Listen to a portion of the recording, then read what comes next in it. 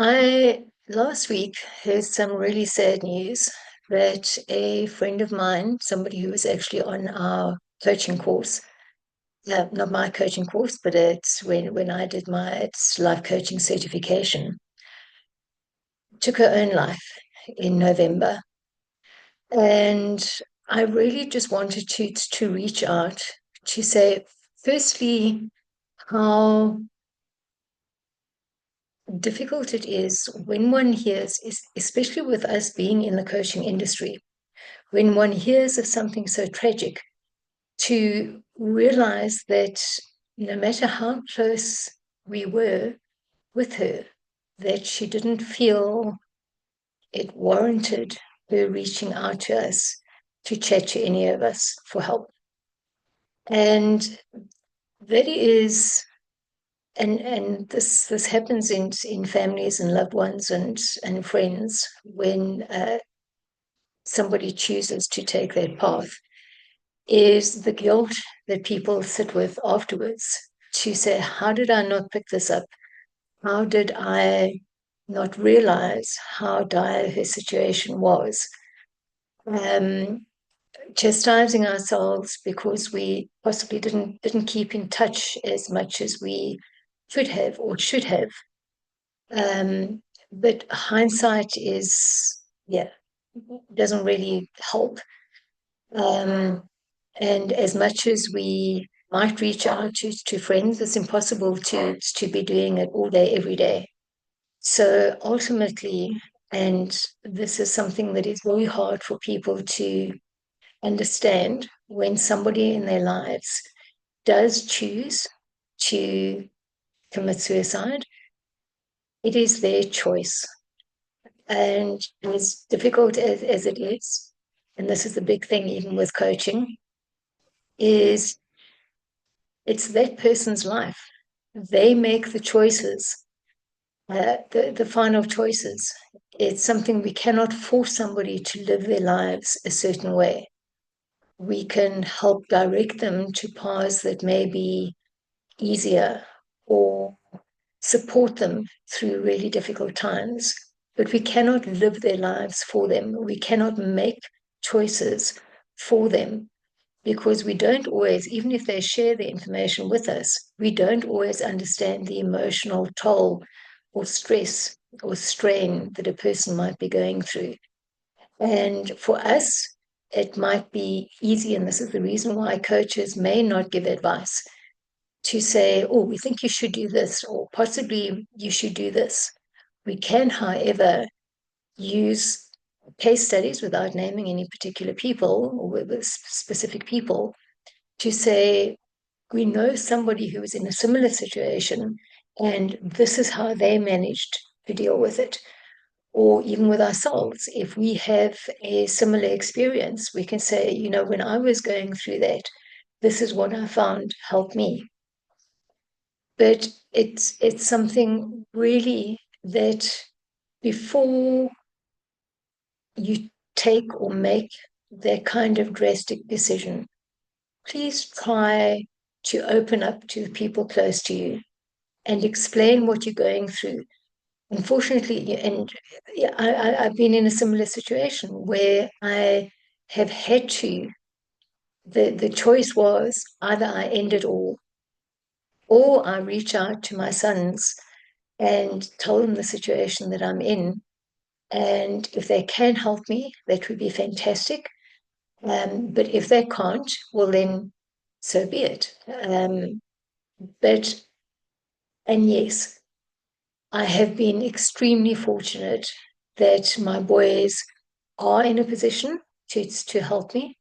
They were very empathetic to the situation, and I'm still here. So we never know. It takes a huge amount of courage, believe me. That few months before I plucked up the courage, but it was in them being receptive to me being able to open up to them. But whether or not you think the person is receptive or not, why?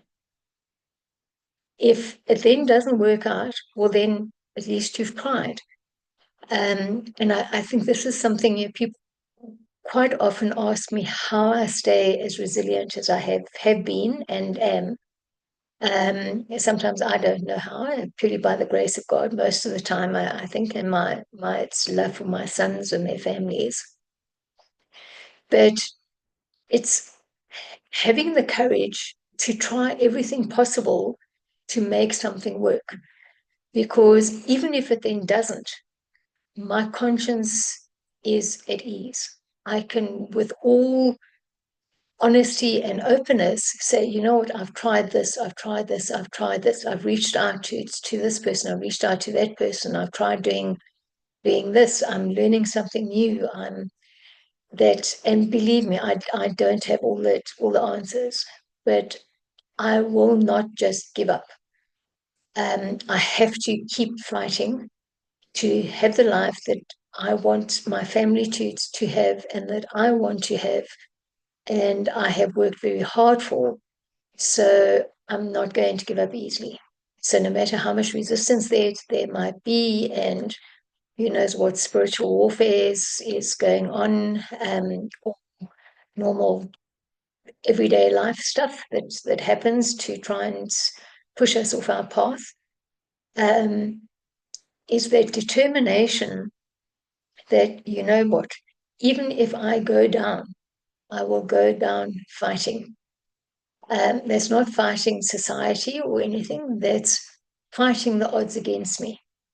And I truly believe that that's what resilience stems from, is that, first of all, that realization that we cannot control everything in our lives. Secondly, learning to, and I know it sounds cliche, but learning to understand what we can and cannot control.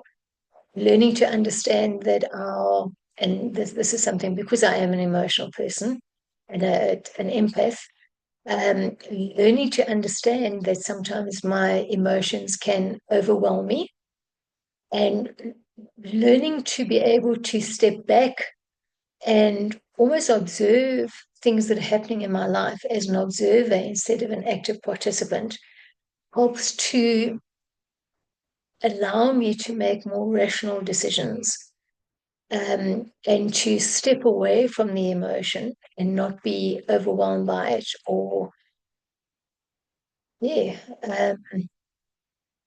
getting to the point that all you want to do is lie down and sleep all day every day because it's just too tough to carry on.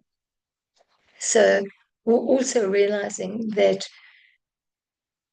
not giving in to the emotions, okay, is a very big thing, but still learning to measure yourself, and pace yourself, not being too lenient on yourself, to be able to deal with, even if it's small things, every day.